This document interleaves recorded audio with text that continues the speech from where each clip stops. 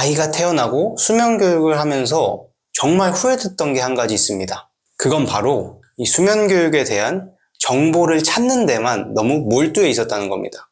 그때는 그것보다 훨씬 더 중요한 게 있었다는 걸 몰랐어요. 요즘 많은 엄마 아빠들이 수면 교육을 시도하실 겁니다. 하지만 어떠셨나요? 아마 쉽지 않으셨을 겁니다. 저희도 마찬가지였어요. 책과 유튜브에서 찾은 여러 가지 방법을 통해 수면 교육을 시도했지만 이 방법이 맞나? 애만 힘들게 하는 것 같은데? 이런 생각이 정말 많이 들었어요. 아이 우는 걸 보는 게 힘들어서 포기할까도 생각했었습니다. 이랬던 저희는 결국 방법보다 훨씬 더 중요한 게 있다는 걸 깨닫고 그 이후에서야 수면 교육에 성공하게 됩니다. 오늘은 저희가 시행착오를 겪으며 깨달은 점을 모두 말씀드리겠습니다. 최강의 데이터 육아라는 책이 있습니다. 그 책에는 3가지 교육 방법이 나와요. 첫 번째는 아이를 눕히고 아이 방에서 나가서 다시 안 들어오는 것. 두 번째는 아이 방에 들어가 보는 간격을 점차 늘리는 것. 이게 흔히 말하는 팝업법이죠. 세 번째는 같은 방에 있으면서 아이에게 아무것도 해주지 않는 것. 이렇게 3가지 방법이 나와 있는데 이 3가지 방법 모두 효과가 있다는 것이 논문이나 연구를 통해서 어느 정도 증명이 됐어요. 하지만 이 3가지 방법 중에 가장 좋은 방법이 뭐다, 이렇게 증명된 거는 아직 많이 없습니다. 그런데 재밌는 사실이 있습니다.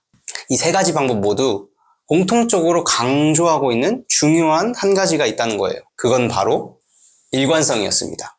어떤 방법을 선택하든 일관성을 유지했을 때 가장 성공 확률이 높아졌다는 거죠. 저희가 깨달은 부분이 바로 이 부분이었어요. 이 일관성에 관한 것. 저희는 지금까지 이 방법, 저 방법 써보느라고 한 가지 방법을 일관되게 적용하지 않았습니다. 당연히 수면 교육의 효과도 잘 나타나지 않았죠. 하지만 일관성의 중요성에 대해서 깨닫고 계획을 세워서 수면 교육을 하자 어느 순간 정말 신기하게 아이가 잘 자는 거예요. 혼자서도. 아이가 스스로 자고 수면의 질도 높아지면서 덩달아 우리 부부의 수면의 질도 높아지고 이 모두가 행복해지는 상황이 오게 된 거죠.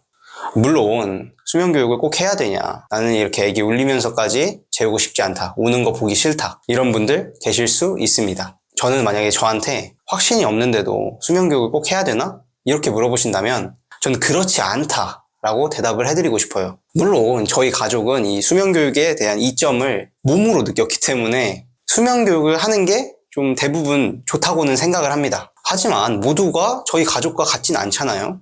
어떤 분들 같은 경우는 아이 우는 걸 정말 보기 싫어하실 수 있습니다. 근데 그런 분들이 그냥 남들이 좋다고 하니까 그냥 내가 버틸 수 있을지 생각도 안 하고 그냥 수면 교육 시킨다? 그러면 아이 우는 소리 한 1분 정도만 들어도 그냥 멘탈이 나가버릴 거예요. 이 멘탈이 나가게 되면 일관성 있는 이 교육이 불가능해집니다. 그렇게 되면 당연히 수면 교육의 기간이 길어질 확률이 높고 게다가 그 시간이 정말 지옥 같을 거예요. 사실 모든 선택은 각자가 하는 겁니다. 책, 유튜브, 논문 이런 것들은 우리가 더 나은 선택을 하기 위해서 도와주는 것들일 뿐이죠. 이 영상을 지금까지 보고 계시는 분들은 아이를 위해 더 나아가서 우리 가족을 위해서 어떤 방향으로 나아가는 게 더 좋을지 진지하게 고민을 하시는 분들일 겁니다. 이런 분들에게는 수면 교육을 하든 하지 않든 고민하고 공부한 내용에 대해서 확신을 가졌다면 그것을 일관되게 적용하시면 된다고 말씀드리고 싶습니다.